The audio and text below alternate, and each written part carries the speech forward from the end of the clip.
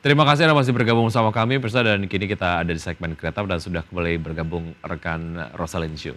Iya, pemirsa, kali ini dalam segmen Create Up untuk membahas tema menarik yaitu mengenai dampak transaksi elektronik terhadap pertumbuhan UMKM sudah tersambung melalui line Zoom bersama dengan Ibu Hermawati Setiorini, Ketua Umum Asosiasi UMKM Indonesia Aku Mandiri. Baik, halo Bu Herma, apa kabar? Halo, para generasi muda. Baik, terima Baik. kasih Bu Herma sudah bergabung pada kesempatan kali ini dalam Create Up. Kalau kita bicara mengenai topik hari ini mengenai tren transaksi digital ataupun tren transaksi elektronik di sektor UMKM, Bu Herma, sejauh ini seperti apa?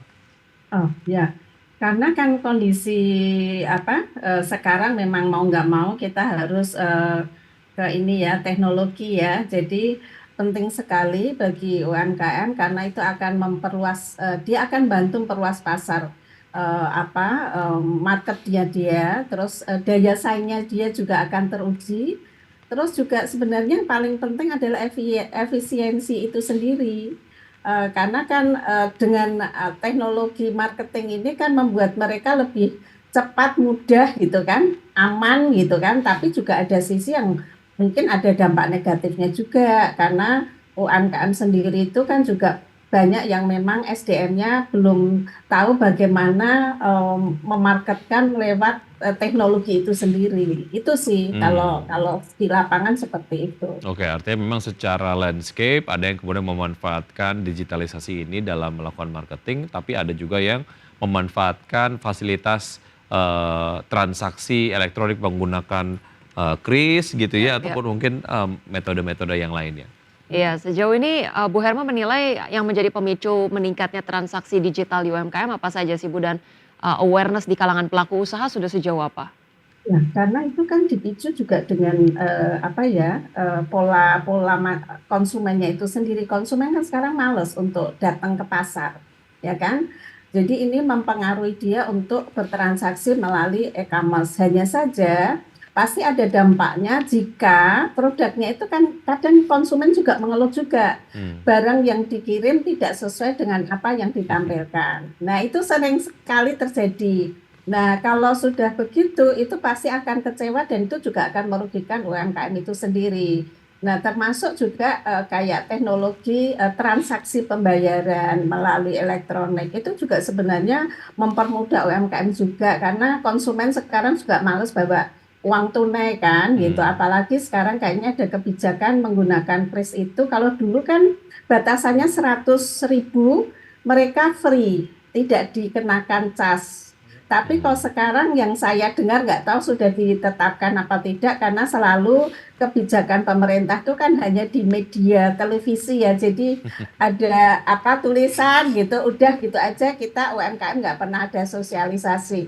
Nah, yang saya dengar atau saya lihat di media televisi itu adalah batasannya naik menjadi 500.000. Itu sangat meringankan UMKM karena biaya untuk e-commerce sendiri kan sudah naik juga kan Hmm. kemitraan itu dari e-commerce itu sendiri jadi bisa menekan ongkos produksi mereka itu. Ya terkait dengan bagaimana sebetulnya teman-teman UMKM di sektor retail gitu ya, mereka salah satu penyesuaiannya adalah terkait dengan pemungutan dari transaksi digital menggunakan kris ya mereka apa ya, menambahkan biaya kepada konsumen gitu dan konsumen juga akhirnya kadang nggak terima juga gitu ya. Ini Ya, yang dinamika yang terjadi di lapangan tapi kemudian dengan adanya informasi terkait dengan Bank Indonesia yang menggratiskan biaya kris untuk transaksi di bawah Rp500.000 di sektor mikro ini menjadi angin segar sebetulnya ya, Bu. ya, ya, semoga tidak ada kebijakan lagi yang nanti Iya. menggerus lagi gitu loh. Karena mereka kenapa memilih e-commerce? Karena pembayaran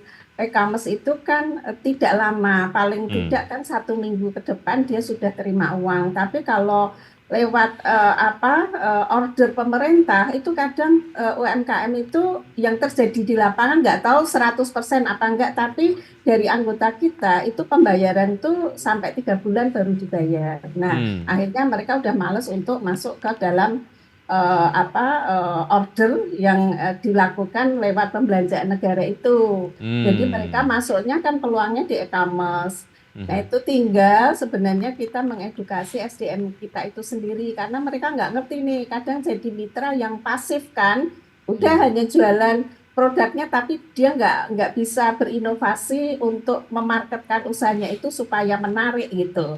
Nah itu yang harus harus dibantu juga dari e-commerce itu sendiri. Ya. Ya, baik. Nah, kalau misalnya dari kebijakan terbaru ini ya Bu ya untuk menghapuskan menghapuskan biaya kris yang di bawah transaksinya di bawah 500.000 di sektor mikro ini, menurut Ibu sudah cukup tepat atau yang di atas 500.000 ataupun sektor menengah gimana nih Bu?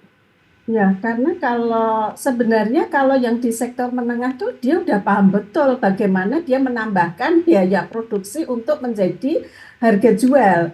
Tapi kalau UMKM kan enggak, mereka tetap harus dibantu tidak hanya masalah keringanan atau dihapus biaya krisnya di bawah 500.000, tapi juga diedukasi gimana cara menambahkan dari harga jual mereka, menentukan harga jual mereka itu bagaimana, itu belum banyak yang tahu. Kadang jasa ongkos produksi itu tidak dihitung, misalnya keringat dia gitu, itu nggak dihitung kadang. Terus listrik yang di rumah dipakai itu dari seluruh daya listriknya itu dia kepakai berapa persen itu nggak dihitung. Jadi memang itu butuh sekali kita edukasi kalau UMKM mau maju, mau Indonesia ini UMKM-nya maju. Karena yang sekarang itu yang harus difokuskan pemerintah adalah mikro ke bawah ya. Kalau kecil menengah memang mereka sudah SDM-nya memang sudah mumpuni untuk melakukan daya saing. Kalau UMKM ini kan dihajar dari beberapa sisi, misalnya dengan produk yang import yang bisa mudah masuk di e-commerce gitu.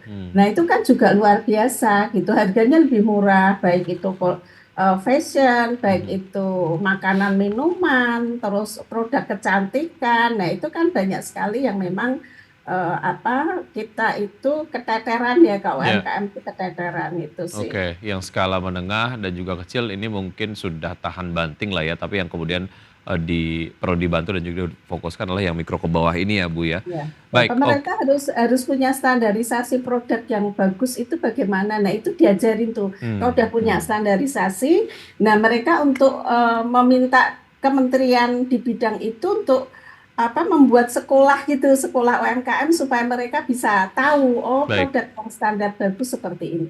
Baik, masih ada satu segmen Bu Herma. Kita akan lanjutkan usai jeda berikut ini dan pemirsa tetap bersama kami akan segera kembali. Baik pemirsa, terima kasih Anda masih bersama Create Up, masih bergabung bersama kami Ibu Hermawati Setiorini, Ketua Umum Asosiasi UMKM Indonesia Aku Mandiri. Baik, halo Bu Herma, kembali tadi kita sempat membahas begitu ya yang Ibu katakan tidak hanya dibutuhkan perubahan kebijakan saja tetapi juga edukasi untuk meningkatkan daya saing dari para pelaku usaha khususnya UMKM begitu. Nah menurut Ibu sendiri sebetulnya yang bertanggung jawab ataupun memiliki peran signifikan untuk memberikan edukasi tersebut apakah hanya dari pemerintah atau dari fintech ataupun dari asosiasi sejauh ini sudah berjalan seperti apa?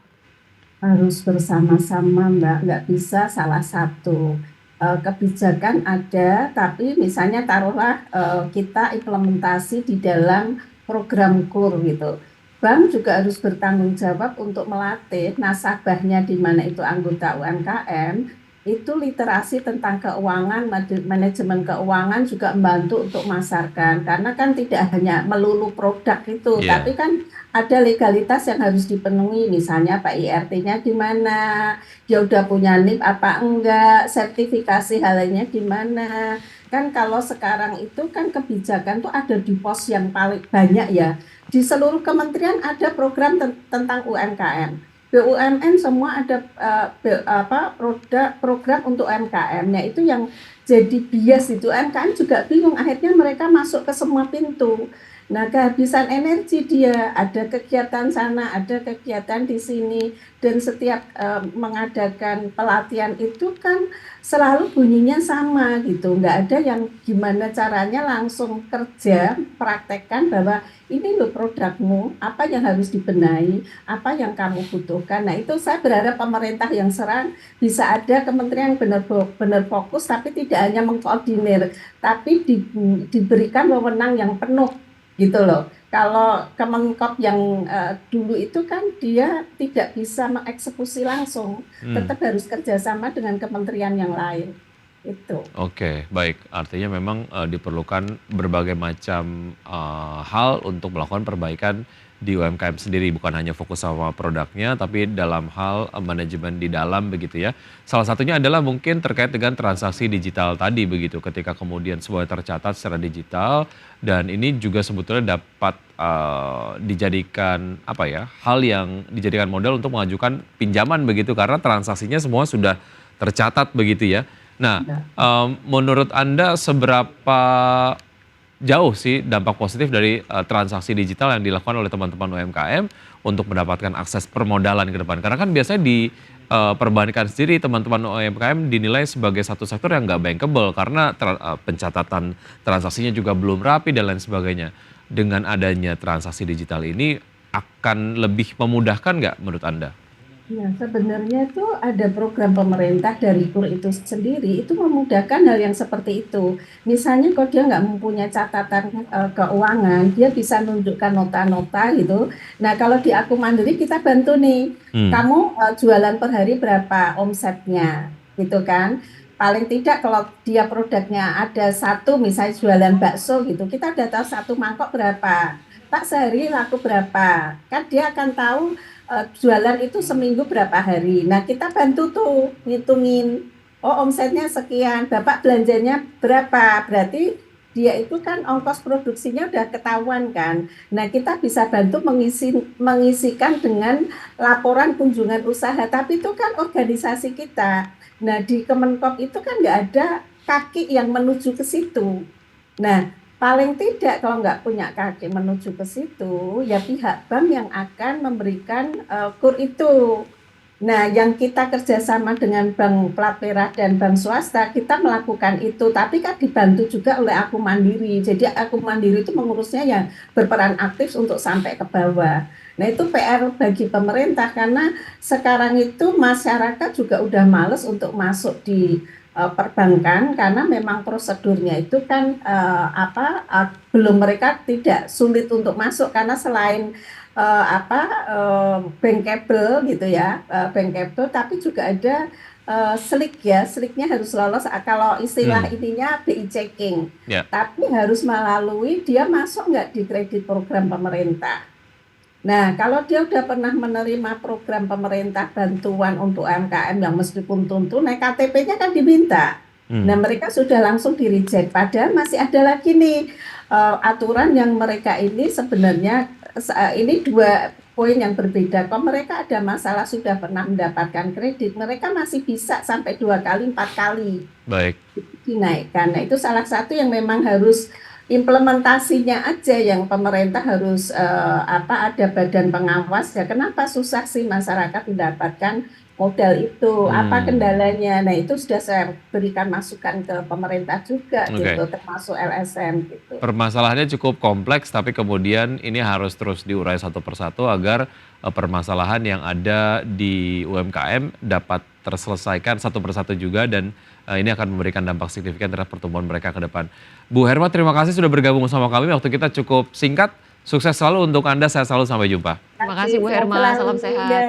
Baik. Oke, Assalamualaikum. kita akan lihat lagi pemirsa pergerakan dari IHSG di pukul 9:27 waktu Indonesia bagian Barat. IHSG berada di level 7.742,727, menguat 0,1%. Sementara top gainers sejauh ini ada BRMS, PSAB, MLPM, PNLF, PNBN, INDF, Wi-Fi, BSBK, DNAR, DOH, dan Dewa.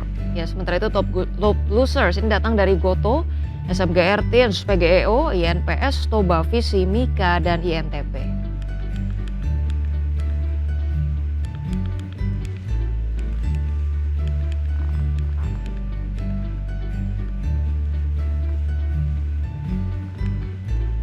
Ya baik pemirsa, 90 menit sudah kami menemani Anda dalam Power Breakfast. Ya, semoga pembahasan hari ini dapat menjadi referensi dan informasi untuk Anda. Tetap perbarui informasi Anda hanya di IDX Channel, your trustworthy and comprehensive investment reference. Dan jangan lupa untuk menyaksikan program Market Review yang akan tayang pukul 10 waktu Indonesia bagian Barat. Karena urusan masa depan harus yang terdepan. Aku investor saham. Saya Rosalin Cio. Dan saya Wiki Adrian. Sampai Sampai jumpa. jumpa.